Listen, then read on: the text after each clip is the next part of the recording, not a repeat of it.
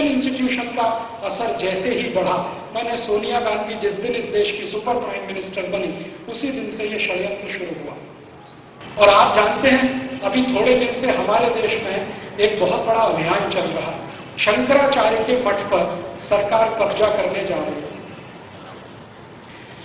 कामकोटी कांचीपुरम शंकराचार्य जी के मठ पर सरकार कब्जा करने की पूरी तैयारी कर चुकी है और उसके लिए उनके खिलाफ चार्जेस लगाए गए हैं।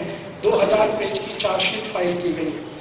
मैं शंकराचार्य जी के मठ में पिछले 6 साल से जाता हूं और उनकी सभी गतिविधियों में बहुत नजदीक से शामिल हूं।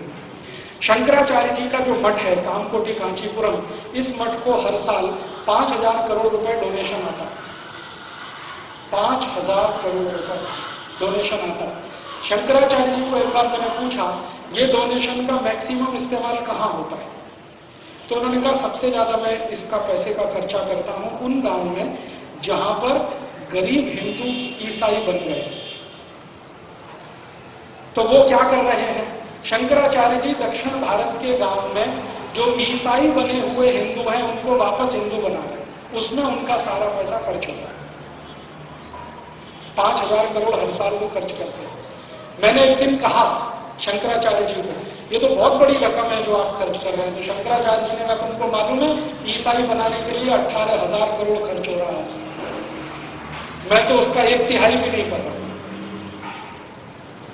तो वो करते क्या है? गरीब आदिवासी विद्यार्थियों के लिए निःशुल्क स्कूल चलाते हैं और उन स्कूलों में भर्ती होने पर फिर हिंदू बनाते हैं।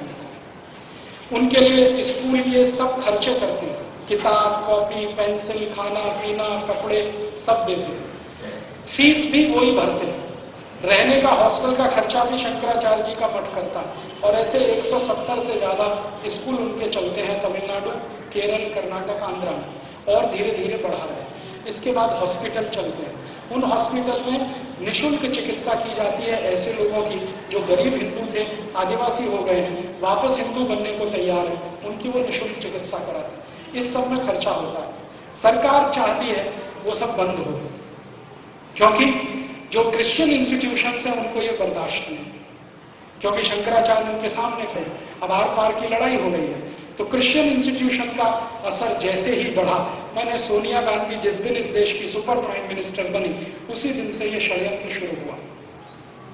इसके लिए तरह तरह से कोशिशें चल रही हैं। एक तो सीधे उनके ऊपर चार्ज लगाओ, उनको जेल में डालो। चार्ज प्रूफ नहीं हुआ फिर भी जेल में डालो। और जिनके ऊपर चार्ज प्रूफ हो गए हैं उनको कैबिनेट मिनिस्टर बना के बिठा लो। शिबू सोरेन 78 मर्डर किए हैं शिबू सोरेन ने, जिंदा जला दिया। 78 मुसलमानों को शिबू सोरेन ने जिंदा जला दिया झारखंड में।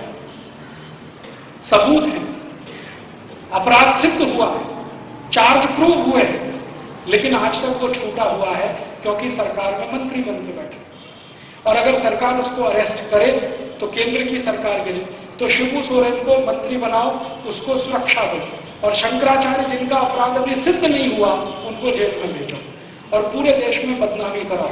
टीवी चैनलों को पैसा दे दे के खबर छपवाओ, और टीवी चैनल जो अमेरिका से संचालित हैं जैसे स्टार न्यूज, पूरी तरह से अमेरिकन टीवी चैनल, 3 महीने उसने शंकराचार्य के खिलाफ विश्व वमन किया। सत्य उसके विपरीत है। शंकराचार्य के ऊपर एक भी आरोप सिद्ध नहीं होगा जब सुप्रीम कोर्ट में मामला जाएगा। सुप्रीम कोर्ट ने भी ऑर्डर दिया है कि तमिलनाडु में कोई निष्पक्ष न्याय नहीं मिलेगा, इसलिए सारे मामले कर्नाटक में ट्रांसफर किए जाएं। उसी दिन जयललिता परेशान हो गई क्योंकि उसे मालूम है दूसरी किसी अदालत में सिद्ध नहीं होगा। एक दिन सुप्रीम कोर्ट में शंकराचार्य जी का बेल एप्लीकेशन गया, उसी दिन स्वीकार हो गया, और हाई कोर्ट ने बेल एप्लीकेशन स्वीकार नहीं किया क्योंकि हाई कोर्ट जयललिता के कंट्रोल में है। जयललिता सोनिया गांधी के कंट्रोल में है, सोनिया गांधी चर्च के कंट्रोल में है। और आप याद रखिए इस बात को, कभी भूलिए मत, अभी थोड़े दिन पहले पोप मर गया, पोप जॉन पॉल। हमारे देश में 3 दिन का राष्ट्रीय अवकाश हो गया। पोप मर गया, ठीक है, मर गया तो क्या करें उसका, हमसे क्या लेना देना उसका। वेटिकन सिटी 3 दिन का करे या 30 दिन का, हमें उससे क्या लेना देना। अमेरिका करे, यूरोप करे, क्या। हिंदुस्तान में 3 दिन का राष्ट्रीय अवकाश। पोप मर गया, जैसे हमारा कोई बहुत बड़ा धर्मगुरु मर गया। सुनील दत्त मरा तो 1 दिन का राष्ट्रीय अवकाश, पोप मर गया तो 3 दिन का राष्ट्रीय। और भारत का कोई भी बड़ा धर्मगुरु मरे तो किसी भी दिन का अवकाश नहीं। और उससे भी ज्यादा खराब बात है, पोप जो मर गया ना, हमारे देश में देखिए क्रिश्चियन इंस्टीट्यूशंस कैसे काम करते हैं। पोप ने मदर टेरेसा को संत की उपाधि दिया। आपको मालूम आधार क्या है? आधार यह है कि मदर टेरेसा ने एक बार किसी महिला के शरीर पर हाथ रखा और उस महिला का गर्भाशय का कैंसर ठीक हो गया। मदर टेरेसा में चमत्कारिक शक्ति है, इसलिए वो संत होने के लायक है। ठीक है, अभी ये साइंटिफिक है,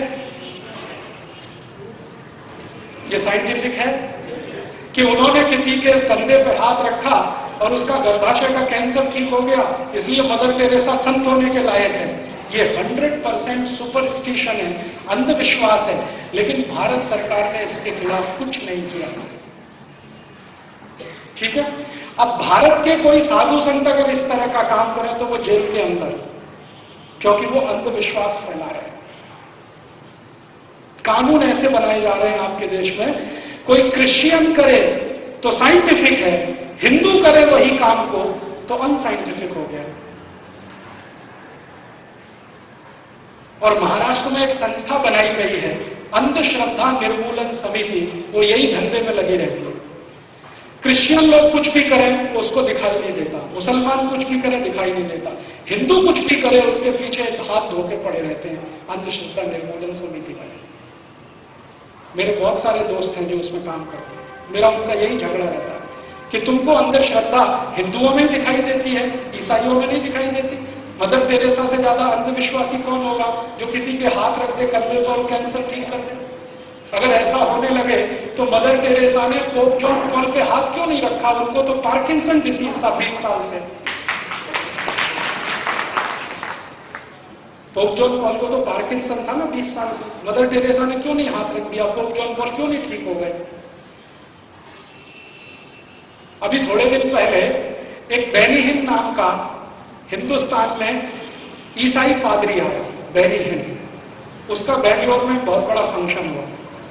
तो उस फंक्शन में वो तमाशा क्या करता, आपको ईसाई बनने का है, वो संत परिवार उसमें जाइए, सभा में जाइए, वो भाषण करेगा, 10 लोग खड़े हो जाएंगे, वो बोलेंगे इसका भाषण सुन के मेरा कान ठीक हो गया, इसका भाषण सुन के मेरी आंखों की रोशनी ठीक हो गई, इसने भाषण किया तो मेरे शरीर के सारे खून में कोलेस्ट्रॉल कंटेंट खत्म हो गया, इसका भाषण सुन के तो मुझे हार्ट अटैक आना बंद हो गया।